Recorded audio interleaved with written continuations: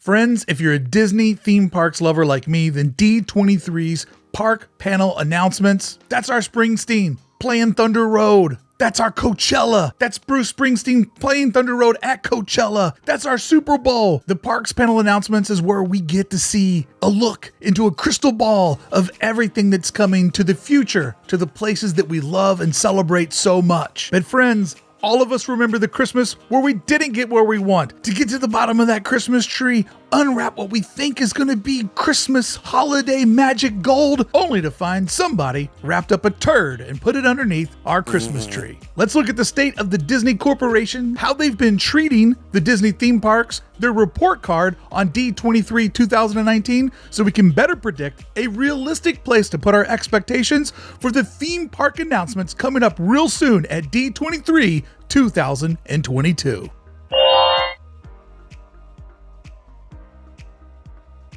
Greetings, fellow citizens of Disneyland. Bricky here, looking at what we should anticipate and expect for the 2022 D23 Parks panel announcements. And I'm going to try to tell you why I think you should set your expectations cautiously low. But first, let's look back at the last D23 that happened here in Anaheim in 2019. Altogether, there were a whopping 27 announcements for the parks. And of those 27 announcements, good news, 14 or 51% of them are completed or almost done. And there is currently 3 major announcements that are moving forward, that are in a state of construction or plotting and planning, meaning that we can see they're going to happen. That's 11% in that category. And then there were the other 10 projects, or the other 37% of projects that, a lot like Bruno, we don't talk about these projects. They just kind of disappeared.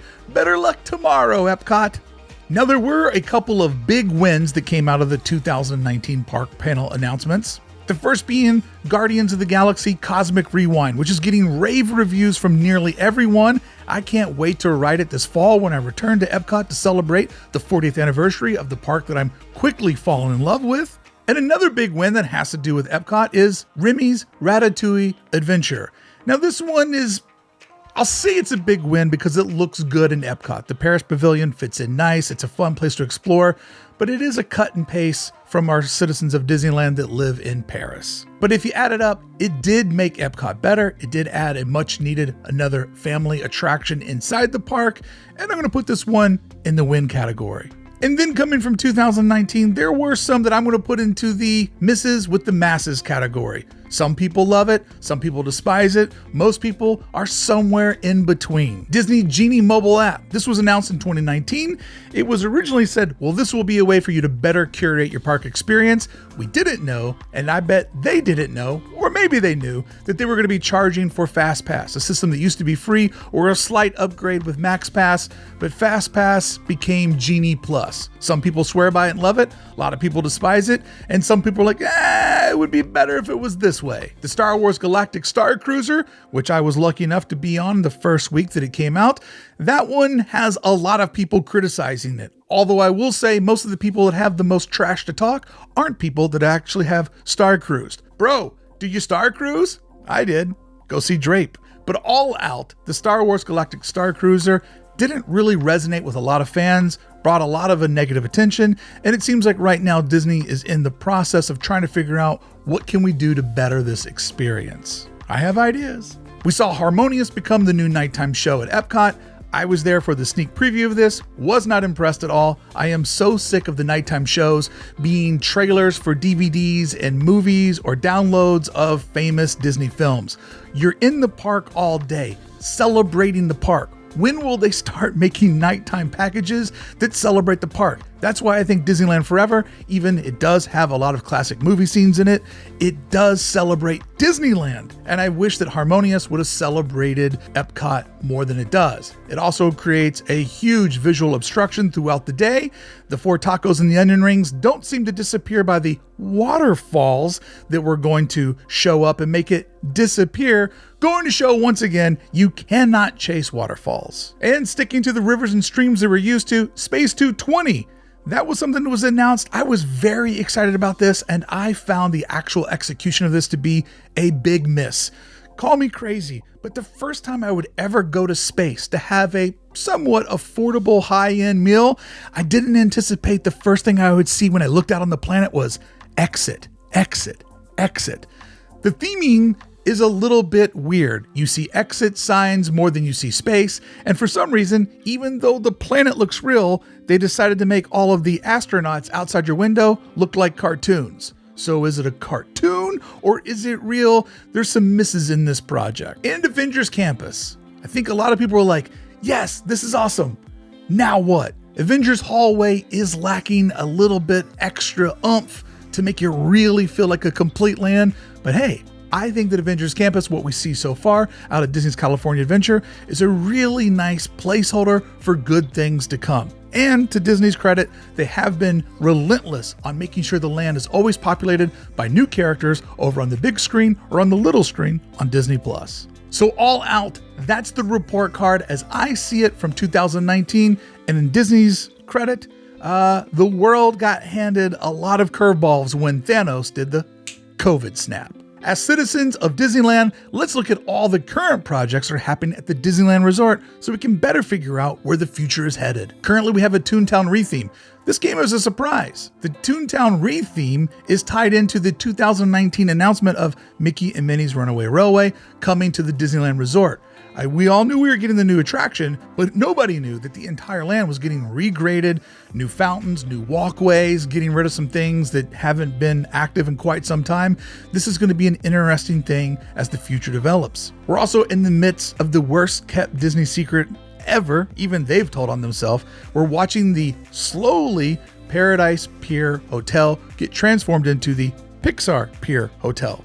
Many guests, as myself, wondered, when's it going to match the name of the land that it's adjacent to? We've seen them announce that they're going to be doing some decor and some retheming, but so far they haven't announced the name. We're also seeing the western end of downtown Disney get reimagined to be more of a festival space, and something that only applies to a few, but worthy of noting, there is a fourth tower coming to the Disneyland Hotel, which will be a new DVC tower. From what I hear, DVC points are hard to come by on the West Coast, so this will add much needed supply to a very high demand, but a limited surplus. And that's everything that's happening right now at the Disneyland Resort. So we've looked at the past, we've looked at our present, it is now time to start predicting the future. Because this far, everything that we have talked about marks the end of the Bob Iger playbook. All of these projects were done under Bob Iger's watch and supervision of the Walt Disney Corporation. And even though Bobby Iges didn't go out there with a shovel and dig the ditches himself, every project was done under the team that he set up. His leadership guided these people into their positions. Whatever projects they came up with had to get approved by Bobby Iges. So far, everything we've seen has been on his playbook. But we have reached the end of his vision for the Disney parks. Everything that was announced back in 2019 is either dead, finished, or somewhere in completion. It is now time for a clean slate, a new look at new leadership. So believe it or not, even though the last 2 years have maybe felt like the longest 20 years of your life, the D23 2022 Parks Panel marks the start of the Bob Chapek era of the Disney parks. Sure, Josh D'Amaro is actually in charge of Disney parks, but Josh has to answer to Bob and Bob's budgets. Just like Bob Chapek before him, that's right, Bob Chapek in 2019 was in charge of the Disney parks. But back then, Bobby C had to go to Bobby Iges and be like, can we get this check signed, Bobby? Too many Bobs, it's very confusing. And Bob Chapek had to work with inside the team that Bob Iger had built, and everybody was on board with creating Iger's vision of what the Disney parks should materialize to. So this presentation that we're gonna see this year at D23 2022, this presentation is the start of a new team's vision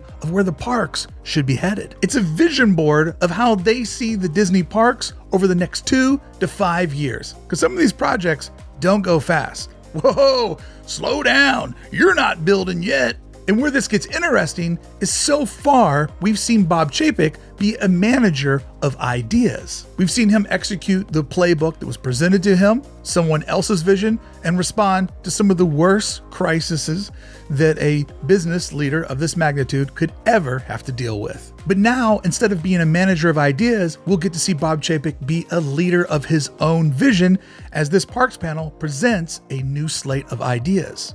And really, you may think you dislike Bob Chapek, but truthfully, you don't really know him or his exact vision just yet. So far, he's been doing an enormous amount of house cleaning and a lot of managing COVID-19, which kept Disneyland closed for 400 plus days, while Disney World closed for 100 plus days. It was really a shitty time to take over. So it's worthy of noting his past and how Disney decided to document his past. During his tenure, Disney Parks saw the largest investment and expansion in its 60-year history, including the successful opening of Shanghai Disney Resort, nearly doubling the Disney Cruise Line fleet, introducing the most technologically advanced immersive lands in the park's history, Star Wars Galaxy's Edge at the Disneyland Resort and Walt Disney World Resort, the growth of the Marvel-inspired attractions across the globe, and one of the most ambitious development projects at Disneyland Paris since the park first opened. Mr. Chapek's guest-centric approach focuses on ensuring that every aspect of an experience is uniquely Disney and exceeds guest expectations. At Disney Parks, he's implemented innovative strategies to improve the guest experience by balancing demand at the parks, integrating new franchises at locations around the world, and introducing beloved and iconic experiences to new generations of Disney fans. As head of Disney Consumer Products, he led a period in transformation in the world's play, storytelling, and learning. And it's also very worthy of noting that as Bob Chapek was the chairman of the Disney Parks, he invested over $24 billion into theme parks, attractions, hotels, and cruise ships. The New York Times pointed out that Chapek's spending on the parks was way more money than Disney actually spent acquiring Pixar, Marvel, and Lucasfilm combined. So Bobby Chapek, under his command, did spend a lot of money on the parks. And back in 2019, we saw one of the most ambitious views of the Disney parks that fans had ever seen before. But real talk on Bobby Chapstick, he was handed the reins during a disaster of a time. And it is very possible that he has been misjudged because of literally being like, not it. All right, I guess I'll run Walt Disney Corporation now. Thanks, guys. And because of all of this, the worst time in history to become the leader of the Walt Disney Corporation, he's been forced to react. But now it's his turn to take action. And realistically, and this is what I'm looking for right now personally, it's Bob Chapek's moment to prove everybody right or prove everybody wrong.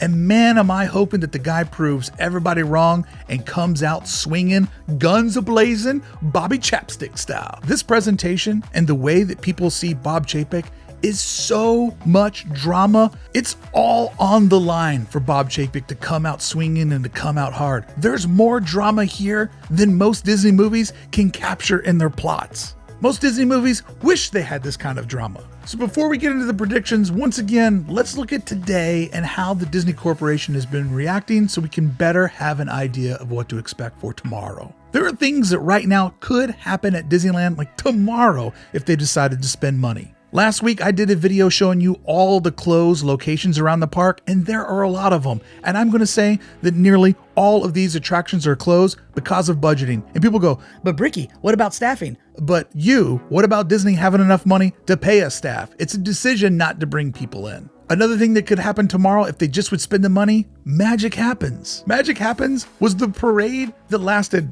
2 weeks? Tops? They still own the floats. They still have all the music. All they need to do is assemble a cast, get it back to be performing again. It simply is a budgeting decision. There's too many projects to go into all of them, but an interesting project where Disney kind of got stuck. They don't want to spend the money for the original idea of a project, but they've gone too far to turn back time. And now they found themselves in a moment where they were forced to push forward, but not do the full vision they promised us back in 2019. I'm talking about World Celebration out at Epcot.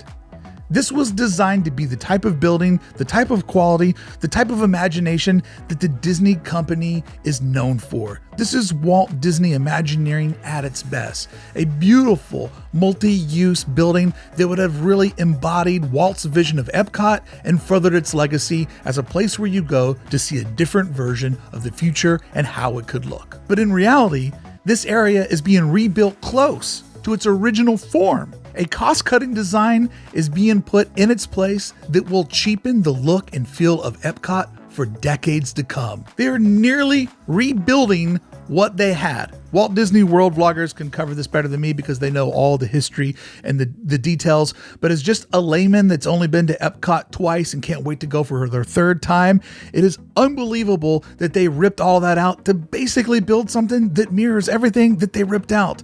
Not getting the World Celebration building to me is a big indication that they looked at this and says, it's not an IP, it's not a ride, it's not a restaurant. Technically, it doesn't sell tickets, so we don't need it. I think that is a very important mindset to look at for what we should anticipate for the future. And there are several examples of theme park cost cutting everywhere you look right now at the Disney parks, which is odd because they're setting record numbers. Every call that they do with their shareholders, they brag about how much the numbers are up. So to me, it says numbers are up, you're making money, but you're pulling back. Something else important to document for the future announcements. Currently, it seems as if the Walt Disney Corporation, like a lot of big corporations, they're trying to make up for all the money they didn't make during 2020 and 2021 when you and I were sitting at home and not spending money. And something that we should look at historically to be cautious about the future is Disney has taken constant, reliable theme park revenue time and time again and invested it into other sectors of the Walt Disney Corporation. Simply put, the theme parks make money every single day, and some of their other operations need money put into them. So they take a little money from the theme parks and they put it over into the movies. They take a little money from the theme parks and they put it over into the Disney Plus. And an example of this is Disney Plus, where they have bet hard, has recently been missing its projected subscriber growth numbers, illustrating a false demand of the product in 2020-21 when we were all sitting at home like, yo, I need something to watch. Stranded home conditions were good for the streaming service. But now everybody out living their life conditions means everybody's a little bit more monthly subscriber broke. But yet Disney Plus has remained Bob Chapek's big focus. The temptation of that sweet monthly subscription money is too sweet to resist. Oh, the nectar of the subscriber. And currently, the Disney stock price as of today has hit a 52-week low. The stock is below $100 for the first time since March of 2020, when something happened. I can't remember what. But the stock has been living sub $100, down nearly $100 from where it was at its peak during the boom of the stock market. So all of this financial news that we're hearing about the stock prices, the budgeting that we're seeing at the theme parks, and the focus on other sectors of the business is why I believe we should really manage our expectations as Disney park fans. We should go in to the 2023 park announcements ready not to have our socks blown off. Friends, it would have been easy to start the video just at making predictions, but I feel like it's so important to the context of the story to look at the current state of the business, what they've done historically in the past, and where it seems like their mindset is on what projects they're actually focusing on. With all of that real-world information, we can now make some realistic predictions of what to expect at the park panel this year. This is one thing that I guarantee you they will do. This is easy, low-hanging fruit, and I guarantee it'll happen. Disney will make a big deal, a huge deal, out of existing projects. Sure, they'll show us some new details, they'll sprinkle in some new fun facts, but do not doubt that they are going to peacock back and forth across that stage, making a huge deal out of Toontown being rethemed in Disneyland and how that's so important for young citizens of Disneyland and families of all ages. They will talk a lot about the transformation of downtown Disney and how it's becoming a state-of-the-art entertainment, dining, and shopping experience. And they will act like you never saw it coming, but guess what? It's now called the Pixar Pier Hotel, worst kept secret ever. And then also because of where the company's mindset is, they will make a huge deal out of Splash Mountain being rethemed, allowing them to push the narrative of the park forward facing, focusing on inclusion, which has become a big part of Josh D'Amaro's legacy as the head of Disney Parks. Way to go, Josh. So those are the two big things that can absolutely guarantee you they're going to happen. And that's not going to blow you away. These are things that I will predict that probably would or could happen because it just kind of makes sense of they're already halfway there with this. It doesn't take a lot of money. If they're looking for something easy to get people excited, these are a couple of those steps. You could hear an update to a classic at Disneyland. For example, they might come out with some new slides that show you they're going to retheme Pinocchio at Fantasyland. Give it the old Snow White and Alice in Wonderland treatment of installing new projections, new lighting systems, moving and editing the story to make it friendlier for the youth of 2022, because right now it's terrifying. He's just a boy. It is nightmare fuel. But I think it's easy for them to take an old existing classic and say, hey, we're going to retheme this and make it better. I could also see them saying, hey, here's a new show or a returning classic that's coming to the Hyperion Theater that is currently sitting completely dark and vacant. And this one would be a very predictable thing. Hey, here's the announcement. Here's the official theme and look at what we're going to be doing with the Treehouse and Adventureland. Is it Swiss Family Robinson? Is it Encanto? Is it something new? Is it something borrowed? Is it something blue? All three of those I feel like are pretty safe bets for something that they could easily pull out if they wanted to show something new. Now let's move over to the 50-50. It's a coin toss. It could happen, but then again, it could not happen. The Avengers e-ticket could get announced, and I'll tell you why. They're already very deep into the research. As I've heard it, there are teams working on props. They've already built the show building. This is going to be one of those projects where they're a little bit too far to turn back and say no. I mean, I know they've shut down some big ideas in their past, but Marvel's Avengers Campus really needs the e-ticket. I could see this one coming out as a big win, getting a huge press response, really getting everybody excited, and probably something where a lot of the actual planning, behind the scenes work, everything minus the construction aspect of it, is pretty far down the pipeline. I really hope that it does get announced, and it would be smart to do so because they're probably pretty far on this one, and it would be an easy way to be like, ta-da! I could also see them adding on a major announcement about Toontown. As we've seen from aerial photos over on Mice Chat, the pathways are completely taken down to dirt. Chip and Dale have been removed. The Jolly Trolley is out. The future of Roger Rabbit is uncertain. I could see them having a big secret, a transformational thing that's going to be announced at D23 that once again, they're already in the works of because the land is locked for a year. They're in there with complete control to work as fast as they want to on the project. So something big coming out of Toontown wouldn't shock me. I give it a 50-50. And maybe we would hear a Disneyland Forward mention. I don't think so, but it could happen. Maybe they would just say an update. I don't think they're going to completely say that it's happening, but there's a couple of weird factors. There's the mayor that got caught with his hand in the Angel Stadium cookie jar, and there was also some images that I saw where they're actually still going around in pop-up tents doing a grassroots movement to get the citizens of Anaheim on board with Disneyland Forward. I could see them giving it a mention, but I highly doubt a full-on, it's going, it's happening, it's forward time. And here's a category of things that I dreamt up that could be quick wins, right? These wouldn't take a lot of investment, but could be things they could put together fairly on the quick if they wanted to show some sort of progress. Silly Symphony Swings, Jumpin' Jellyfish, Goofy's Fly School, or the Golden Zephyrs. Any of those, or all of those, but probably one, could get talk that it's going to be rethemed under the Pixar brand, annexed into the Pixar Pier neighborhood concept, taking one of these or a couple of these and announcing that they're going to be associated with future Pixar theming would be a great win because it would also tie in a stronger commitment to the newly announced Pixar Pier Hotel.